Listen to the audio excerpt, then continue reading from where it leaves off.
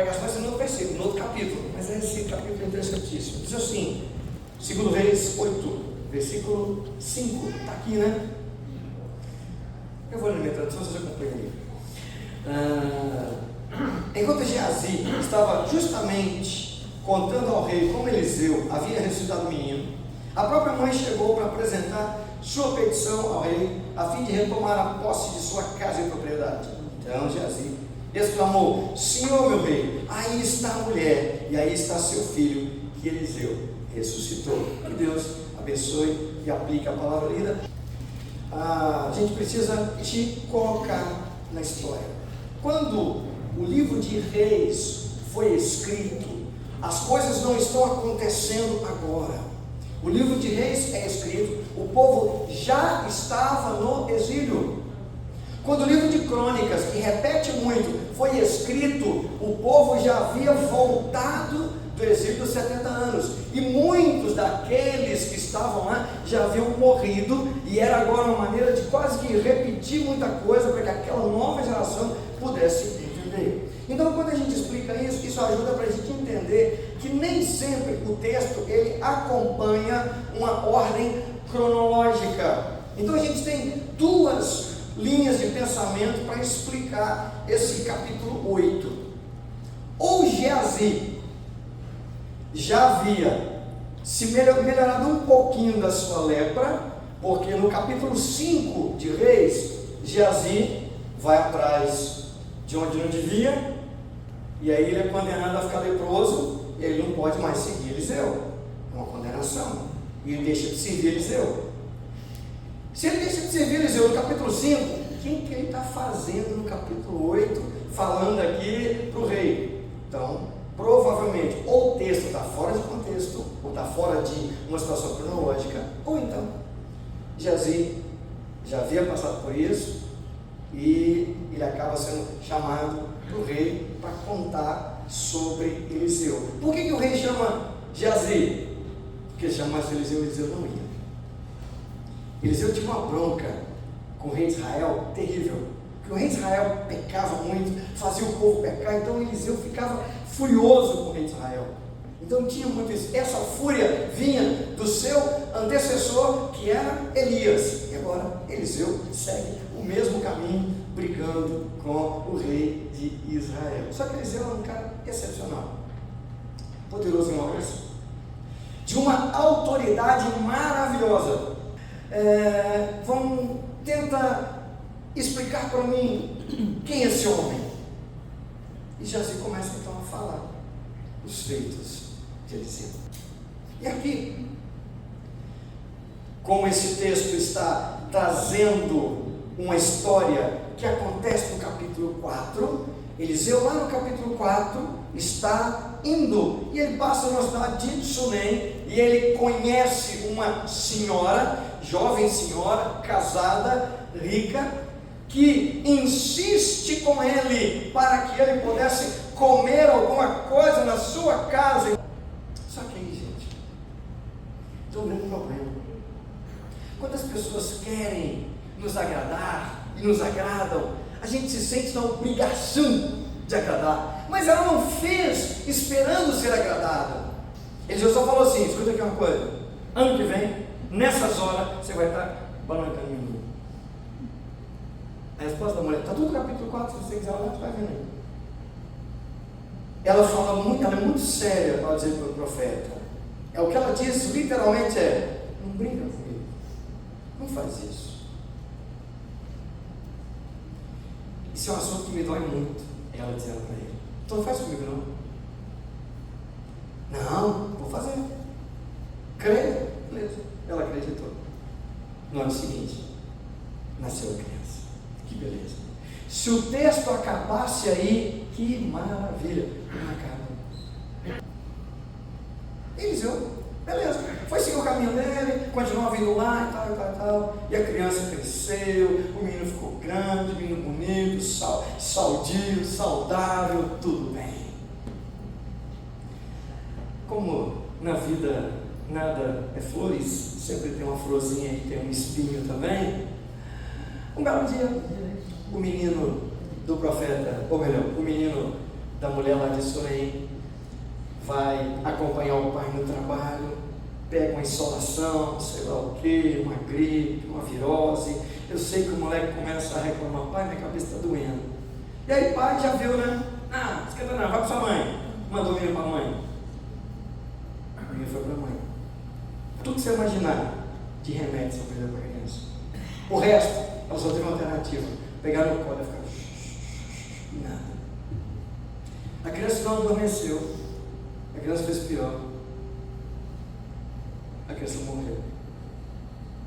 Então ela pega a criança, leva do quarto, sobe ela no quarto, a criança no colo, o menino no colo, o rapazinho no colo, bota na cama do profeta.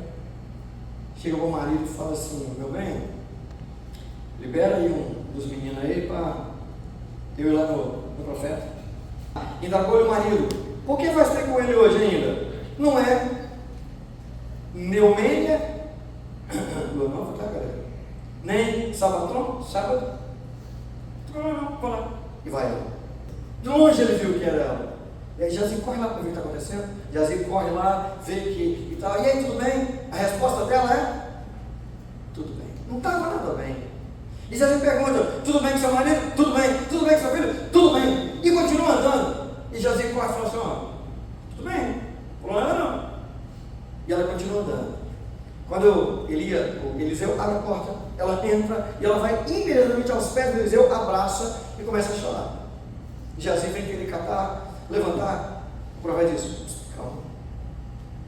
Ela está sofrendo muito, mas muito mesmo. E Deus, o Senhor, não me revelou. A mulher chora bastante, soluça. Depois ela levanta, olha nos olhos do profeta. Ai, meu Deus, e fala com o profeta: eu te pedi alguma coisa. Eu não disse para você não brincar comigo. O profeta ficou doido. Era Eliseu. Mas Eliseu se via acochado, se via apertado, se via numa situação complicada que ele mesmo havia se colocado. Por quê? Porque ele disse que ele era o santo homem de Deus. E sendo o santo homem de Deus, as pessoas esperam coisas da gente. As pessoas esperam coisas de nós. E agora ela estava esperando uma coisa que, meu Deus, como seria difícil acontecer nos dias de hoje, mas com aquele profeta seria possível. O que ela queria naquele momento ali? Meu menino morreu. Vai lá e se vira. Ela não disse essas palavras, ela não chegou a falar isso, mas é isso que ela está esperando. Você me deu, você prometeu, agora cumpra a sua palavra, faça o seu papel de crente, continue sendo crente. O mundo às vezes joga na nossa cara que a gente tem que ser perfeito, e claro que tem que ser, que a gente tem que andar direito, e claro que a gente tem que andar, porque o mundo cobra isso da gente costumeiramente. Afinal de contas, nós falamos somos crentes, então viva como crente. Infelizmente, como a igreja tem decepcionado pessoas, e o próprio Deus, porque a gente não tem vivido dessa maneira. Eliseu fala: Jazi, toma aqui meu bordão, mais uma coisinha, um lenço, vaza, chega lá, coloca seu menino. E Jazi sai correndo. A mulher fala assim: olha, faça Deus o que eu quiser, só saio daqui se o Senhor for comigo. Sabe por quê? Não foi Jazi que fez, que me prometeu o filho, foi você. Ou seja, existe uma personalidade no cristão. E quando a gente às vezes fala: eu sou crente, nós somos crentes, as pessoas não querem nós, elas querem você. É você que é a referência, é você que é a referência, é o doutor Márcio, é o pastor, é o fulano, é o ciclano, nós temos uma referência, então somos nós. Então não é o Jazi, não é mandar alguém fazer, é você que tem que ir, porque foi você que falou, é você que é o santo homem, é em você que eu acredito. Não estou desfazendo de você não, Jazi, mas estava, né? O negócio é Eliseu, e mesmo Jazi indo e não resolvendo, quem está indo agora é Eliseu. Pensa na tristeza, pensa em tudo. Aí Eliseu vai pressionar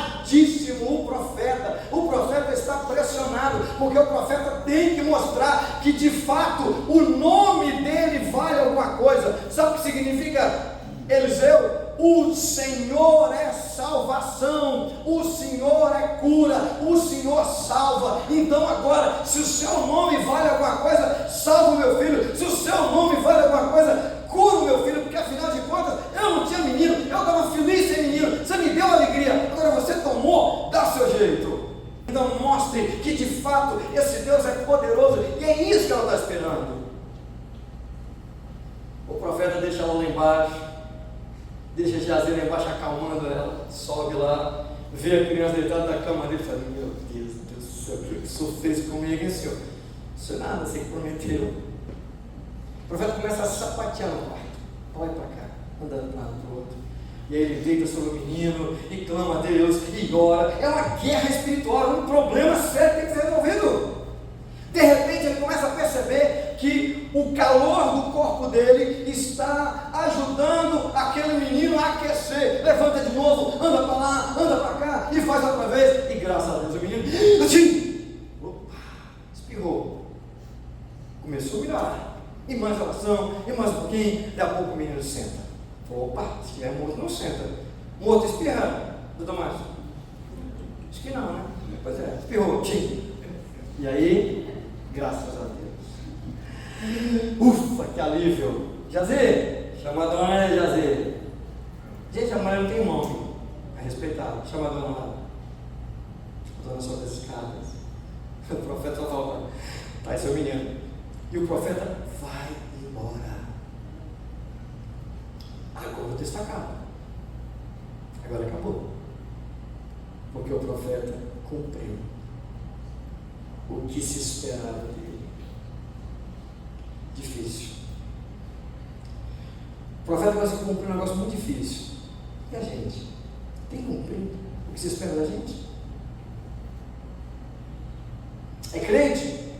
Ixi, deve ser um excelente marido. É crente? Ih, deve ser um excelente pai, porque é crente. É crente?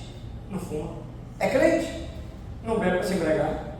É crente? Não fica em boteco tantas horas. É crente? Ou seja, as pessoas criam isso. E é legal.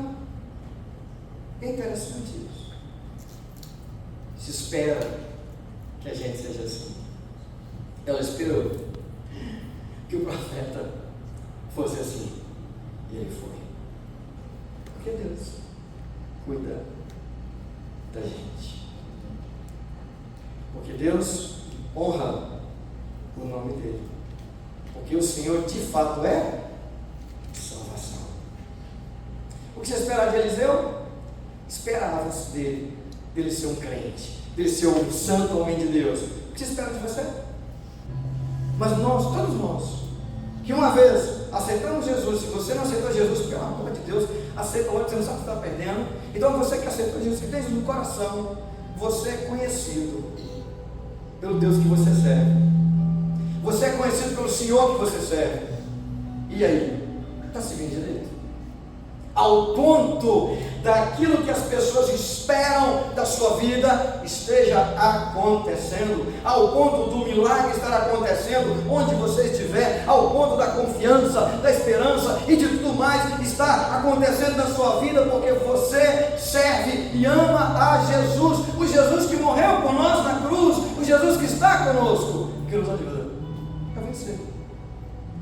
Jesus está conosco. Nós, quando expressamos a palavra de Deus, estamos também usando a nossa palavra, a nossa vida. Nós evangelizamos, nós servimos a Deus com o nosso corpo. Então, glorifique a Deus com o seu corpo, com a sua vida, servindo ao Senhor e cumprindo com as suas obrigações de cristão. Eliseu cumpriu. Eliseu era santo homem de Deus. E eu termino aqui. Você e eu sou santo homem de Deus. Qual a expectativa que as pessoas têm de mim?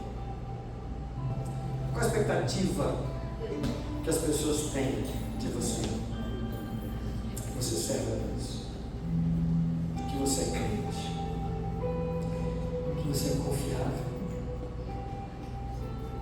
que as portas das casas podem ser abertas para você orar. E aquilo que você faz, que você diz, acontece. Não é profetada, não é profecia, é vida com Deus, é palavra de Deus, é Deus agindo. Isso acontecia na vida de Eliseu, isso precisa acontecer nas nossas vidas. Amém?